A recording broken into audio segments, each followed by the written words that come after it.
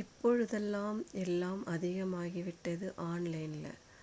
Online book பண்ணிவிட்டு எல்லா பொருளும் குறைவாகவே மலிவாகவே கிடைக்குதுன்னு நினச்சிக்கிட்டு இருக்கிற நல்ல வாய்ப்பையும் கெடுத்துக்கிறாங்க. நம்ம கடையில் போய் பார்த்து வாங்குற மாதிரி இருக்குமா, அது மாதிரி எதுவுமே நினைக்காம சோம்பேறித்தனமாக புக் பண்ணிவிட்டு என்ன விலை இருந்தாலும் வாங்கிக்கிறாங்க. கடையில் விலை அதிகமாக இருக்குது, புக் பண்ணால் கம்மியாக இருக்குதுன்னு நினச்சிக்கிறாங்க. பிறகு கடையும் இல்லாமல் பண்ணிவிட்டு பிறகு அதிகமாக விலைவாசி ஏற்றிடுவாங்க கடை இல்லாமல் போனால். அது தெரியாமல், அந்த சூழ்ச்சி தெரியாமல் புக் பண்ணிட்டா கம்மியாக கிடைக்கிதுன்னு நினச்சிக்கிட்டு வாழ்க்கையும் கெடுத்துக்க பார்க்குறாங்க.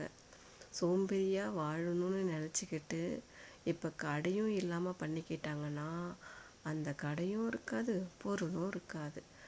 அப்போ புக் பண்ண மட்டும்தான் பொருள்னு அந்த வாய்ப்பை கொடுத்துட்டா எல்லா பொருளும்